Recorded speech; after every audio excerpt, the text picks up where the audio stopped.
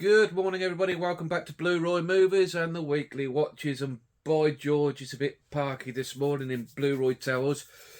I think we'll have to put an extra pair of underpants on or something. Oh, God, I'm not built for this, me. But anyway, it's time for the Weekly Watches, so let's crack on with it. And we started off the week with a bang. She Wore a Yellow Ribbon. John Wayne, and for me, the best Western director of all time, John Ford, and a film I'd never seen before, and a very enjoyable Western this was. There's not a lot story-wise, to be honest with you. It's set just after Custer's last stand at Little Bighorn.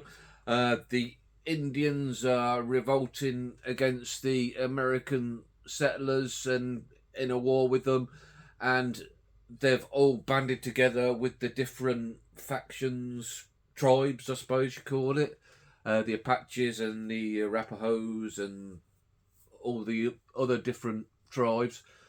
And John Wayne is a commander in the cavalry, and he's doing one last patrol before he retires, which never goes well. If you, any film, if they do one more thing before they retire, you know they're in for a hard time, and this was no exception, as he has to escort two women to a town to get a stagecoach. And like I say, not much goes on story-wise. It's just the story of them repelling the Indians, but it's a fantastic watch. Some great horse work, some great stunt work, some great direction, beautiful scenery, John Ford all over it. Just a brilliant Western, one that you don't need to think about. Just enjoyed the ambience and the action. Yeah, really great. Really enjoyed that. There's 3 in this Cavalry trilogy. There's this one, Rio Grande, I think, which I've got there and watched and I enjoy. And another one that I haven't seen, is it Apache Station, something like that. But yeah, I should get a copy of that one next. And next up, a DVD, and indeed one of them free DVDs you used to get in the newspaper many moons ago. I've got a great big stack of them. And Hal in the Pacific, directed by, was it John Boorman, I think? Yes, John Boorman. And again, another great film. Toshiro Mifune, Lee Marvin, 2 stellar actors, in particular Mifune, who's a favourite of mine. If you've seen the Akira Kurosawa stuff, he's a stalwart. He was a stalwart for Kurosawa. He appeared in many of his films and was often the highlight of the films. It's pretty much a silent film because there's very little dialogue.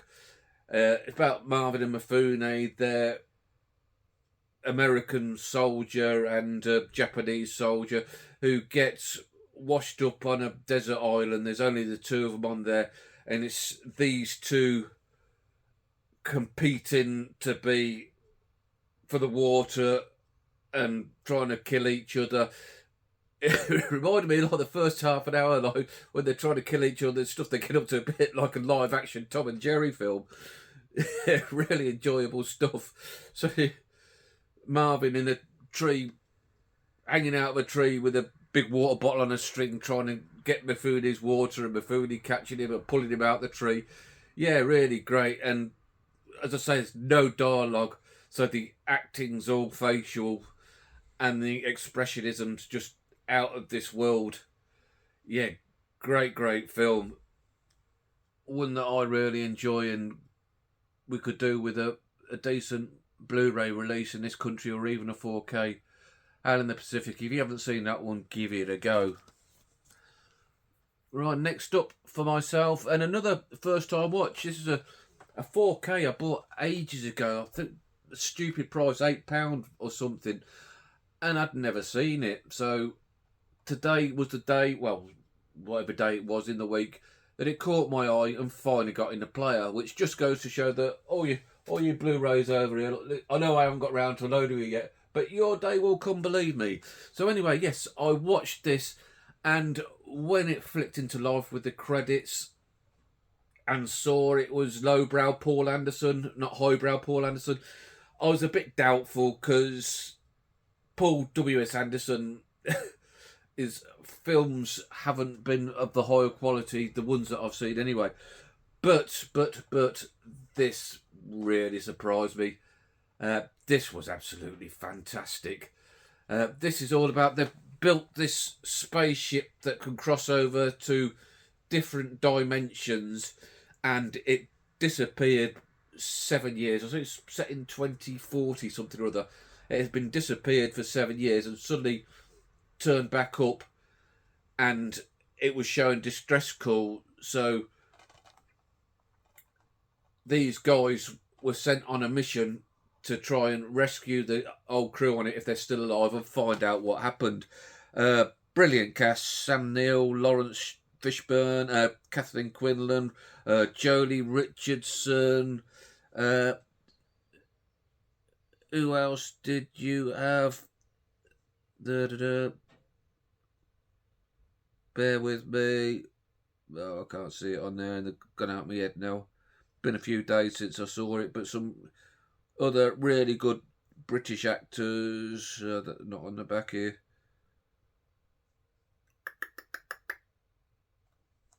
Terrible YouTube in this. Yeah, some other great British actors. And when they get to find this ship that's disappeared, it's been to another dimension. And when it's come back, it's brought back something back with them, and all hell does break loose, and it's fantastic to watch. It reminded me a bit of Alien with the atmosphere, sort of like the haunted house in space type film, and also a bit of Hellraiser as well. Now, I've just worked out how to hook up me headphones to me TV. Yeah, I know, I'm not the sharpest tool in the box. It's took me all this time. So I've been watching films with me headphones on a lot, and just been getting a completely new experience, like with the spatial sound, and the sound in this was absolutely amazing. There's some scenes, that really got me. There's one scene, this guy's walking along this corridor in the spaceship, and there's just this shutter that flies up by itself, and good God, that got me. Like, for somebody with a dodgy ticker, it nearly bloody finished me off. But yeah, brilliant sound, and the 4K looked great, and film, I can't believe it took me all these years to get to. Really, really good stuff. Wonderful. I recommend that if you like me and you slept on it. And even though it's Paul W.S. Anderson, give that one a watch. And now a film that I showed in my pickups video earlier in the week, and it was roundly lambasted by everybody who saw me picking up a pile of crap, load of rubbish. What the hell you got that for? All that sort of crap. But I thought, I'll stick it in, make my own mind up, and you know what? What are you not on about? Because I really enjoyed this. I thought it's not winning any awards, but it kept me entertained, which is what a film's all about. Based on the 70s TV show that I used to watch as a kid. They go to Fantasy Island, which is owned by Michael Pena, and the idea is it makes your fantasies come true. But when you get there, you find that when you're reenacting your fantasies, it's a lot darker than you intended. And yeah, just really good fun. The story's nuts. It goes in stupid directions towards the end. It's got a bit of convoluted for its own good. And it's really daft, but you know what? You like, don't you? It's no Citizen Kane, but I liked it and it'll stay in my collection. So all you lot who didn't like it, what are you on about? Next up, directed by... no idea, can't remember now. Sidney Gilliat, Green for Danger, with Alistair Sim playing Inspector Cockrell. What a great inspector he was, just like his Inspector Calls. This was a really good murder mystery set in a hospital during World War II. It starts off with a guy, he dies on the operating table in the theatre, and at first it looks like an accident, but there's more to it, and it can only be one of the 5 people who were in the theatre at the time who was responsible for it, and Alistair Sim goes there and to find out which one it was, and you do not know out of the 5 which one it was, and I kept changing my mind. Plenty of red herrings thrown your way. 1 minute you think you cracked it, but then no, it goes in another direction, and the only way you know is who it wasn't, because they start dying themselves. So once they're eliminated, you know it's not them. And at one stage, the one I first thought it was one of the first to go. Yeah, just a great whodunit. If you like your whodunits, if you like Alistair Sim, you like your 50s. This lady here, Sally Gray, she was awesome. Good on the eye on it. And it'll be my one for the week for November. Brilliant film. Next up, I dived into the Bond 50 set. Now, I've told this story before, I think. There'll be 3 Christmases this year. My friend Graham bought me the No Time to Die 4K for Christmas, and going back to me not being the sharpest tool in the box, I decided, I know, I'll have a run through of all the Bond films, get to that, and enjoy it in 4K when I've seen everything else, because I haven't seen the film yet. And 3 years later, I just watched Skyfall. Three bloody years. So I've got Spectre to go, and then I can finally watch it. And Skyfall, like I say, I watched it the other day, and one of my favourite Bonds. I always thought that Goldfinger would always be my favourite, but Skyfall pushes it bloody close. And that's not just because I've just recently watched it. I think it's my 3rd or 4th viewing of it, and I just enjoy it more and more every time. Just brilliant action, and favourite Daniel Craig for me, his best one. I know a lot of people like Casino Royale, but for me it's that one. You never know, when I watch No Time to Die, that might replace it. Javier Bardem as the bad guy, brilliant. Set in London as well, apart from Skyfall itself, that was in Scotland. Just a fantastic Bond film, yeah, one that I really like. And I closed off the week with a Michael Reeves film, The Witchfinder General. Now, this is classed as a gothic horror, but controversially, I'm going to say it's not a horror.